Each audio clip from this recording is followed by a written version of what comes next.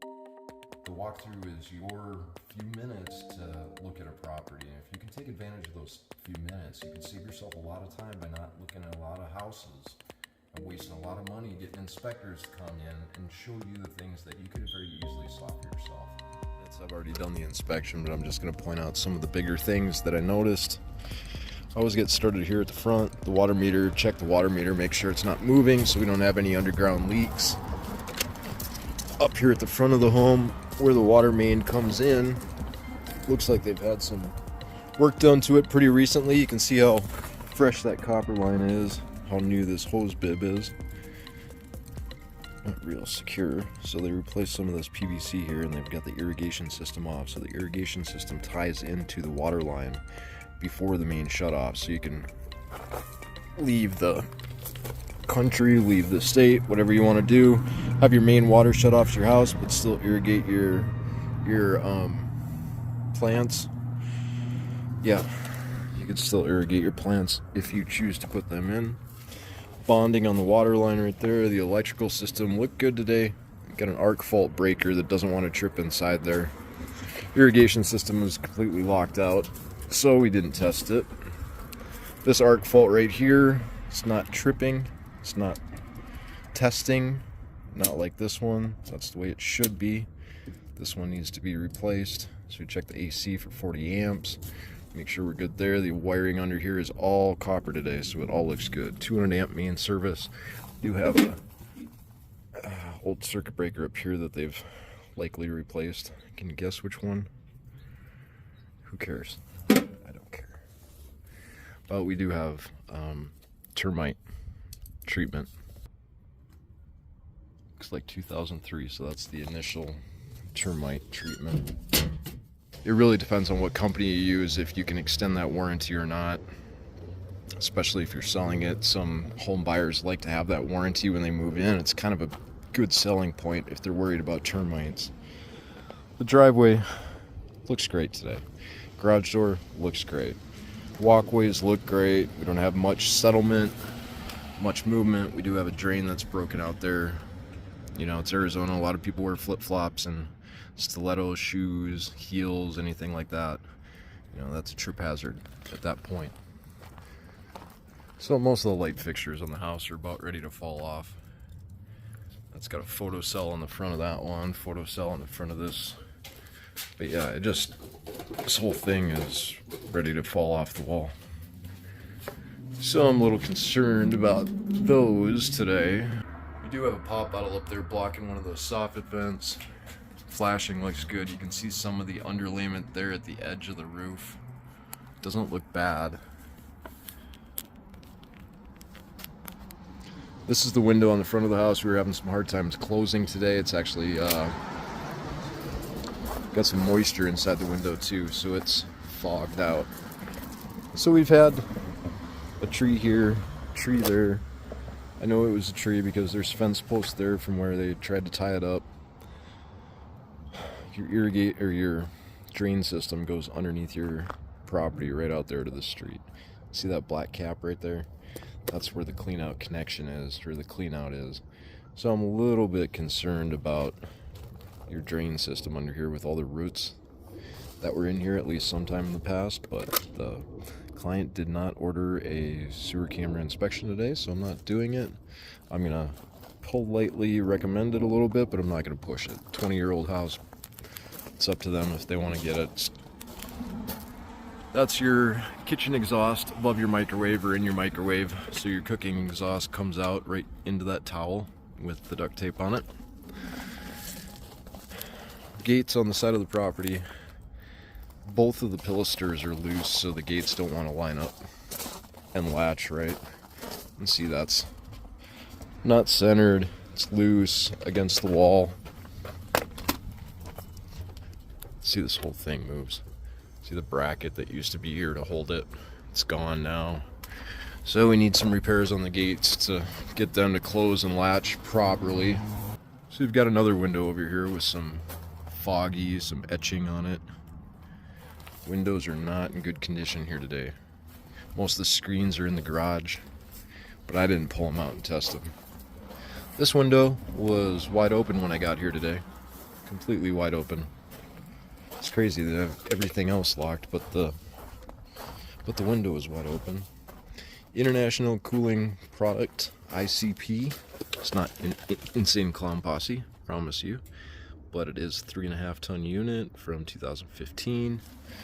Looks nice and clean. Could use a little updating there, but not bad. We've got an electrical outlet there. We've got a surge protector on the main disconnect for that. Looks good. Eaves here. We've got a little bit of a overhang from this tree. It's not bad. Just keep your eye out for any branches that are going to be rubbing. I think the underlayment on the roof is original 20 years. I wasn't up there recording because there's some neighbor dogs that were barking like crazy, and I didn't want to be up there trying to talk over them the whole time. Well, I'll throw up a couple pictures for you to look at right now. We've got a couple tiles that are pushed out of the way, concrete tiles, which is exposing the underlayment. The underlayment is the waterproofing barrier, and at 20 years you're almost at its life expectancy. So get those tiles replaced, get a roofing company to come in and give you an estimate of what it's going to cost to re-underlayment or put new underlayment under this. I guess you can call it a re-roof, but the concrete tiles get reused at least once. Patio looks good, sliding door, no issues there. That is a wood column underneath all that stucco. Looking for any damage here on the stucco. You can tell this low-E window has got a little bit of reflecting going on it. Probably got a woodpecker. Oh, that's blowing right through the mesh. The mesh isn't even damaged. It's kind of crazy if you ask me. But it's a hole either way. It's got to be filled in. Backyard itself is pretty boring. I can tell why they have the irrigation system off. There's just nothing back here. Completely blank slate for you to do whatever you want, but we do have some depressions right there next to the foundation. We've got to get those filled in with dirt, not just rock. Make sure that that water doesn't pond up right next to your foundation. So a couple patches on the stucco. You can see discoloration. Paint's getting pretty thin on this. 20 years, probably never been replaced or repainted. Nail head popping out. Some more screen material showing up there. Stucco on these houses usually isn't very great. There's usually a couple issues. Primary bathroom window. You've got your AC condensate lines. The bottom one is your typical condensate line. The top one's connected to the drip pan up in the attic. So this is a little bit of staining on this window. I tried to clean it off. It does clean off. Just worried if you can't get it all off or not. So I point out stuff like that to the client. So this is a TPR valve for your water heater. So if this thing leaks, like it has in the past, you can tell by all that blown out soil around it that it has leaked quite a bit. So the water heater in here is almost brand new. They likely replaced it. So this pilaster is this thing. This stack of blocks that's put up right next to the house that should be attached to the house so it doesn't move very much, and that's where your gate gets connected to. So we call it a pilaster. When I can move it like that and the gate moves, it's usually loose. And see, I can't even get this latch off. The gate is pushed so hard down that you need to lift the gate up in order for that to come off. So you need some repairs on that one too. On the outside wall, there's a little bit of water damage on the block. Nothing crazy bad yet, but a little bit of damage. Going in. Living room, nice concrete tile floors. Didn't see any problems with them today. Going around tapping on the tiles on a few spots, make sure they're all secured, but it's new tile. If you can find out the company that installed it, that'd be great to get that information, but likely, you know, tile is good. It's post-tension slab. You shouldn't have much movement in this. So that was the window that was wide open when we got here today. Quartz countertops. Walked into the kitchen, get the sink started, get that running. Testing stuff, making sure that the sink isn't draining underneath the sink here in the cabinet. We have had some leaks here in the past. Nothing crazy, but there's a little bit of water damage down there. Now this drain hose that goes over to the dishwasher, this white hose right here, that really should be tied up to the top of the cabinet. Call that a high loop. It's kind of like a P-trap, kind of just like this, but for this drain, that just prevents everything from going back into the dishwasher. Just so you know, most of these new dishwashers has a high loop built onto the back of it. I just can't pull this thing out, or I'm not going to pull it out and test it. It's always a bad sign when they paint right over the pads. That's always a red flag to me. Doesn't look like it's a bad job, it just makes it look crappy, in my opinion. Now when you put in new appliances and you're having your house tested, please just remove all this.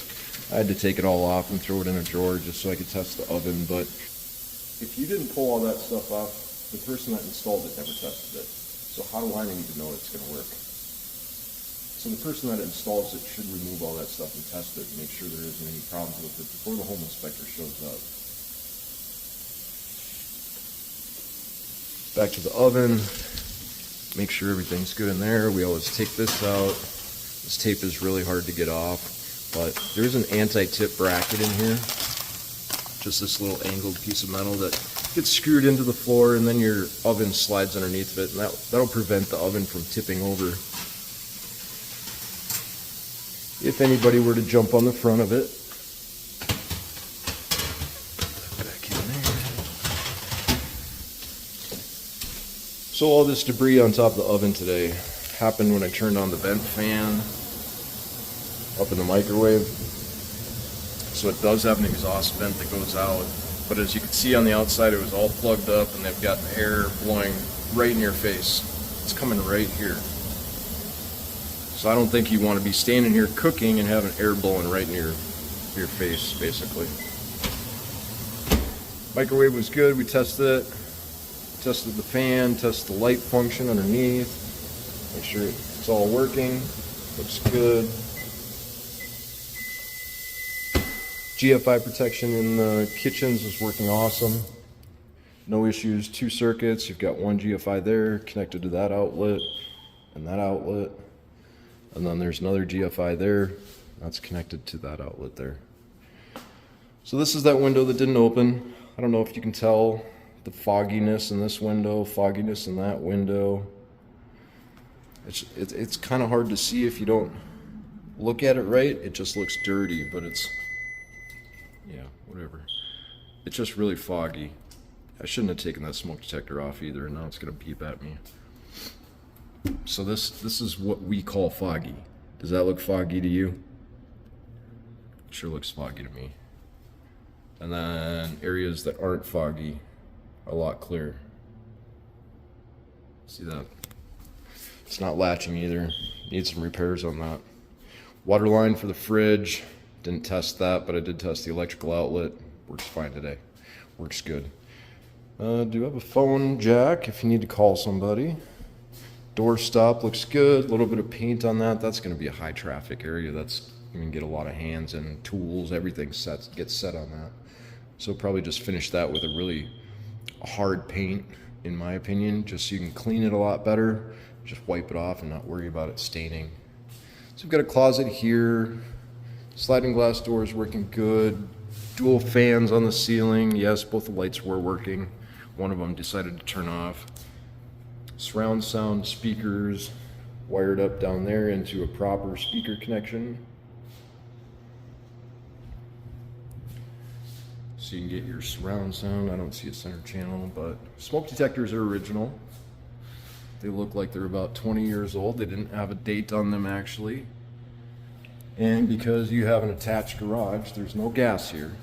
It's an electric house, but we want to protect your bedroom in here from any carbon monoxide that might sneak in through the garage. We want a carbon monoxide detector in that hallway to protect those bedrooms, You want a carbon monoxide detector here to protect this bedroom. You only need them in 2 spots. Doors are working good. A little bit of staining on the walls. That's going to be really hard to pick up unless you're in the right light. Not really staining, just repainting over discoloration. Looking in the primary closet, making sure we don't have any termite tubes. This is new carpet. Looks like somebody was chiefing a bowl in your closet or something. Probably the workers. Primary bedroom windows. Again, we've got another fogged window here, secured by ADT.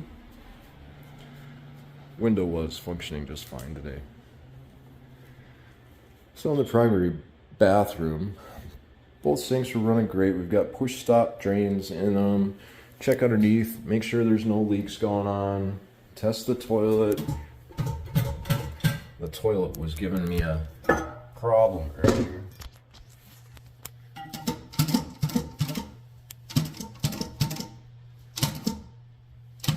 There's no water in it.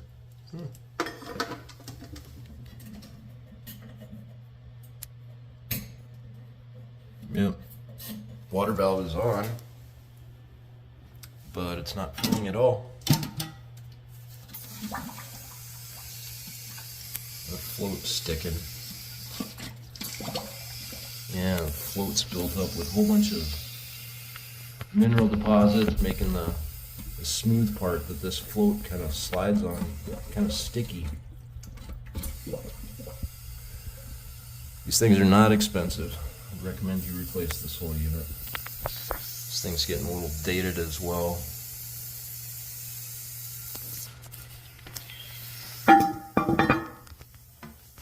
So make sure the toilet's secure on the floor.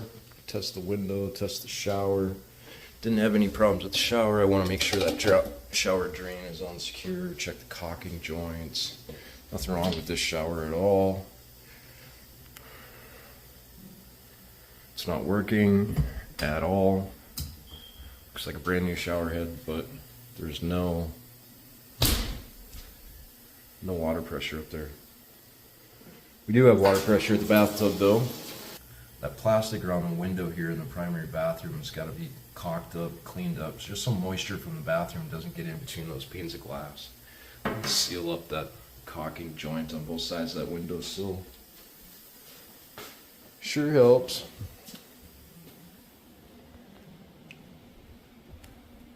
So in the primary bedroom, you've got a duct here with no filter. And right here, you've got a duct with no filter. That's just a jumper duct. That's going to equalize pressure from here to here if the door is closed. So if you're sleeping in the middle of the night and the heat turns on, the door doesn't slam shut. AC was working great today. Actually a little bit too good. Yeah. Checking on the lights, got your doorbell right there.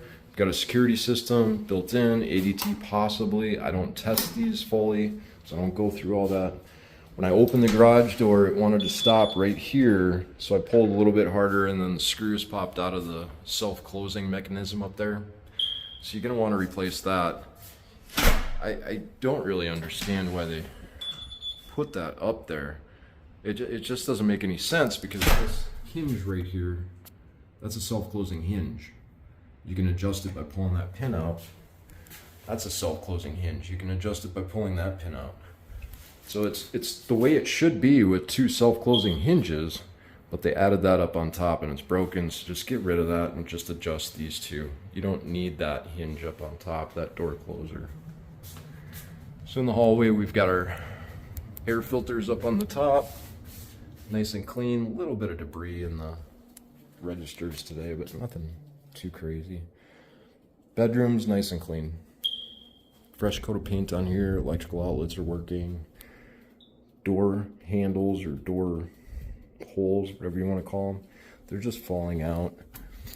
There was nothing holding this one in. You see those 2 little holes in there? That's where you stick a penny nail down in and just insert it. But before you do that, if you want my opinion, you put some sealant around the edges of that just so it doesn't rattle like that. That's all you gotta do. Not a big deal. This is kind of funny. This is a locked handle on just a closet door. So they got a keyed lock, even backwards, on a hallway door. Somebody wasn't thinking things through. Next bedroom, same deal, nice and clean. Windows are a little bit dirty, so I can't verify that these seals are okay, but judging by the other windows, I'd be worried about them, especially these south-facing windows. They're gonna get a lot more sun. So I checked the trim really good, make sure there's no termite damage or excessive moisture that's come in at some point. That's been covered up. Upside down outlet, that's going to be your switched outlet. We've got three switches over here. One's going to be for the light. Actually, they've got this fan tied into both. They've got both the light and the fan tied into one switch. So, and then the third one's going to be for the outlet. So you've got a dead switch right now that's not hooked up to anything. Old fans you used to be able to, and you still can if you get the right fan, wire the light and the fan blades separately to two different switches. So when you walk in, you can turn just the fan on or just the light on. But when they replace these, oftentimes they just wire it into the same switch because they don't want to mess around with it. So now you have to use a remote to switch between the two, which isn't a big deal unless you lose the remote. So faucets, again, no issues here. Push stop on that. For the toilet here in the hallway. Oh look, this one doesn't want to flush either.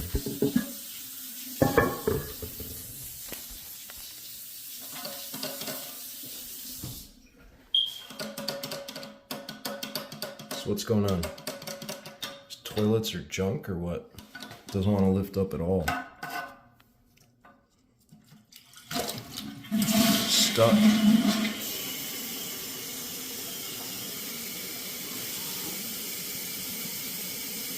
Sits back down right away. Let that fill up for a second. Got some caulking gaps around here, call that a tub spout gap. If we have any water dripping down the wall, we don't want it to get behind this tub spout, so you put some caulking in there. Make sure. This is a plastic one-piece tub. There's no caulking lines to worry about other than around the perimeter to make sure that this thing is sealed in good. So it did flush. There we go. It's working. What a crappy design though. If I were you, I would be replacing these with something new.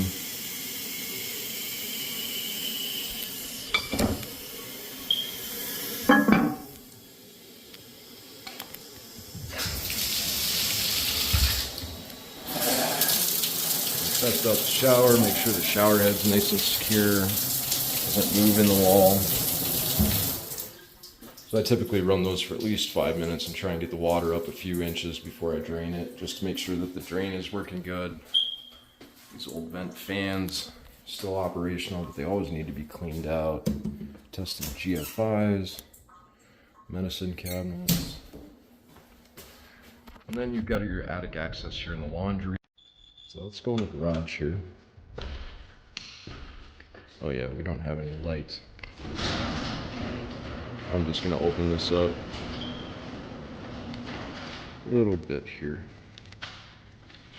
See? You don't need that. Why would they even have that on there? Anyway, so switch plate covers are a big deal for safety. I want to make sure that nobody can stick a butter knife in there and play around with the wires. Water heater, Rude water heater, 50 gallon. It's plenty big for this size of a house. These are actually dated 2020.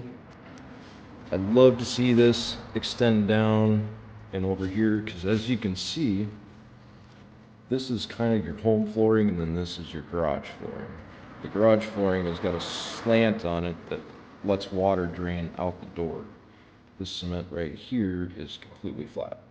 Not only that, but it's got trim all the way down to the floor. So if this gets wet, all that water is going to get sucked up into the trim, then you're going to have trim damage. But if you put it down here, As you can see over here, that's all concrete. So even if that gets wet, it's not going to cause as much damage as it would if it was draining up here.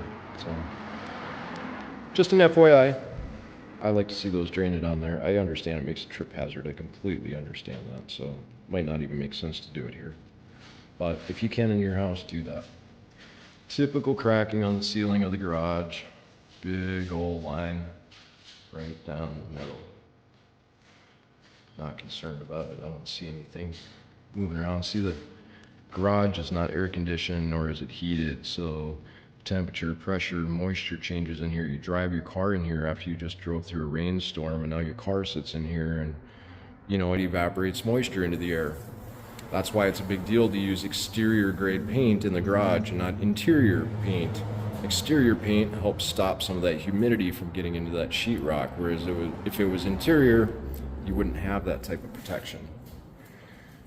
Safety, as long as we're talking about it, you've got a couple wires, cable wires. Somebody wanted to watch TV out in the garage, and Ethernet wires right there, probably for internet. This is a fire barrier, so you don't want fires from here sneaking up into your home and burning your family while you're sleeping.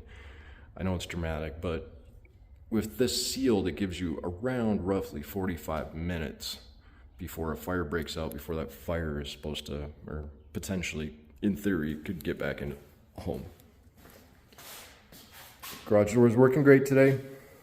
No issues with that. Now we see our stamp, post-tension slab stamp. Do not cut or drill.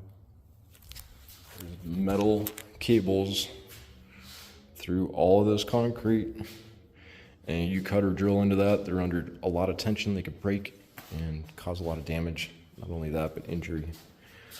Here's some of the screens. I'm not testing them, I'm not going through them. You probably want somebody to do that for you as well. That looks like a lot of work. Some staining on the walls, I'm not concerned about that. Checking the wheels and the rollers on the door. They look good. Look like they're the standard metal wheels. You could get quieter wheels, get the plastic ones. But this is facing east, so I'm not too concerned about it getting really hot in here in the summertime. You might get morning radiation from the sun, but other than that, that's about it. That light wasn't working today. And you've got your second attic access hatch for the front of your attic up there.